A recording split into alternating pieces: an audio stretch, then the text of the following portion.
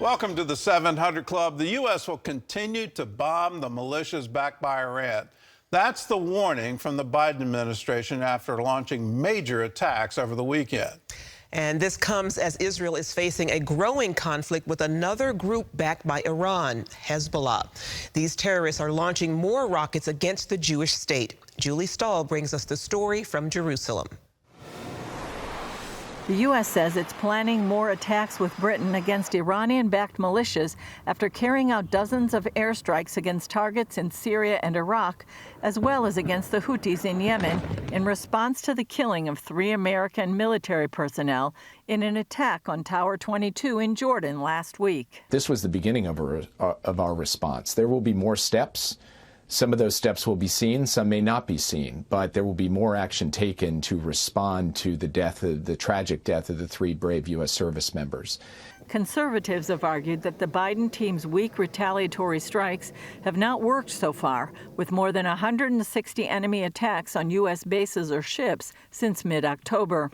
Still, National Security Advisor Jake Sullivan says the U.S. will respond to further attacks while also issuing a warning to Iran. From the perspective of Tehran, if they chose to respond directly to the United States, they would be met with a swift and forceful response from us. Meanwhile, another Iranian proxy, Hezbollah, has been ramping up rocket attacks along Israel's northern border, and Israel has responded by targeting their forces and military capabilities. Rear Admiral Daniel Hagari says since the beginning of the war in Gaza, Hezbollah aligned itself with Hamas. Hezbollah is trying to divert our attention from the war in Gaza, disrupting the life of Israeli residents of the north. The aggression and attacks carried out by Hezbollah are fully backed by Iran and are the service to the Iranian regime that wishes to harm Israel. Hagari says Israel is fighting intensely to reshape security and push Hezbollah back from the border, allowing Israelis to safely return home.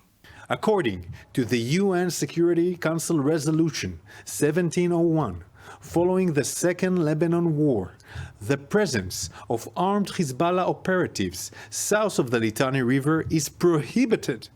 Despite the UN resolution, Hezbollah turned southern Lebanon into its main stronghold.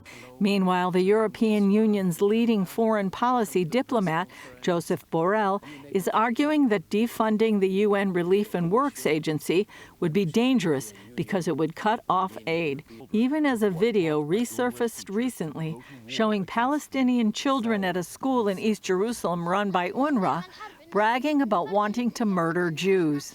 And as Israeli revelations indicate, that UNRWA workers in Gaza participated in the October 7th massacre and kidnapping of hostages. All of this amid ongoing talks for a possible ceasefire and hostage agreement with Hamas. Israeli Prime Minister Benjamin Netanyahu says Israel won't agree to a deal at all costs to free the hostages held in Gaza. He says Hamas battalions must be destroyed, the terrorist infrastructure cleared out, and tunnels neutralized. Hamas seems ready to refuse the hostage release deal if Israel doesn't agree to stop the war and withdraw from Gaza. Julie Stahl, CBN News, Jerusalem. Well, UNRWA needs to be defunded and defunded worldwide. I'm so glad there's a movement now, European nations saying no. The Biden administration is following what Trump did. Trump said, no, we're not, American dollars aren't going to UNRWA anymore. This has to stop. They're clearly teaching their children to kill Jews. Let's put an end to it. But now, in light of the revelation that they employed terrorists, that taxpayer dollars, UN dollars, went into the salaries of terrorists, well, then it's over. This thing needs to stop, and it needs to stop now. Well, here at home, and this is an unbelievable story, I find it hard to believe that there could be a conspiracy theory spreading on the internet that Hamas didn't carry out the brutal terrorist attacks last October. Dale Hurd brings us this look at what's being called the October 7th Truther Movement. This is day 16 of your daily reminder that Israel, not Hamas, is responsible for the massacre of Israeli civilians on October 7th, 2023. Called October 7th Truthers, this group believes Israel was behind the attack that killed 1,200 Israelis that fateful day. It entered the mainstream when an Oakland City employee blamed Israel for the attack during a city council meeting. There's not been beheadings of babies and rapings. Israel murdered their own people on October 7th.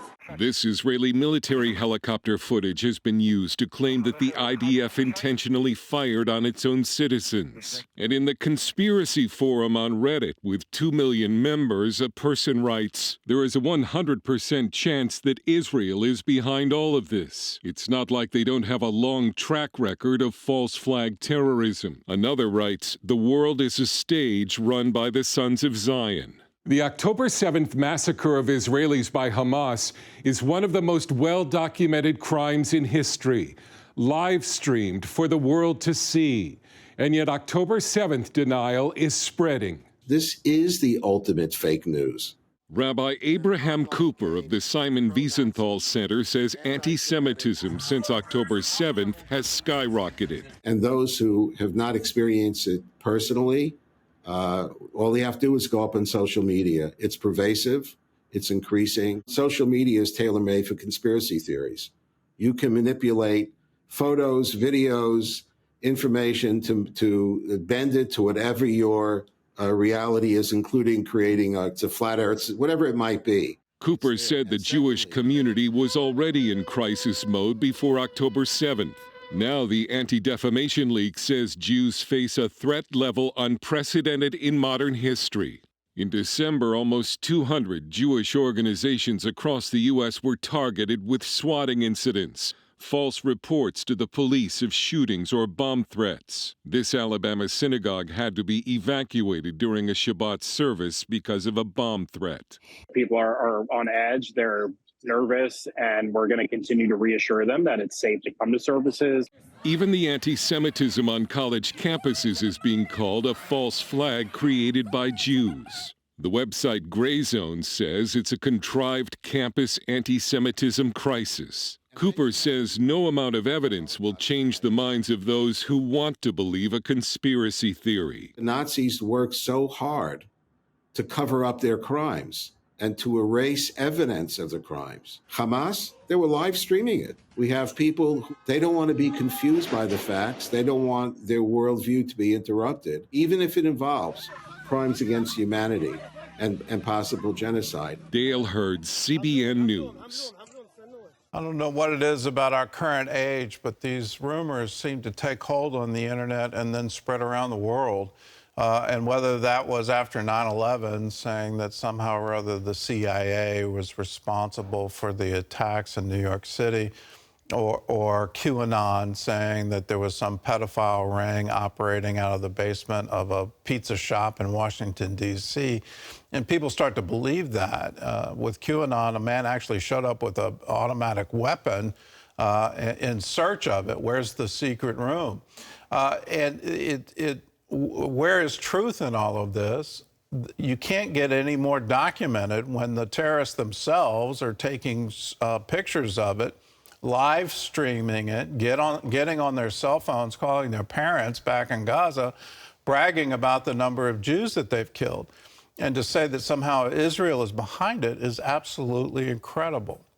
As Christians, we need to really focus in on what's true and watch and pray and make sure that we don't fall into these internet rumors, and stand with Israel and stand against this hatred. It's spreading across our campuses. It's spreading across our nation. To have 200 incidents in just 1 month, no, should never happen in America. We need to stand with Israel.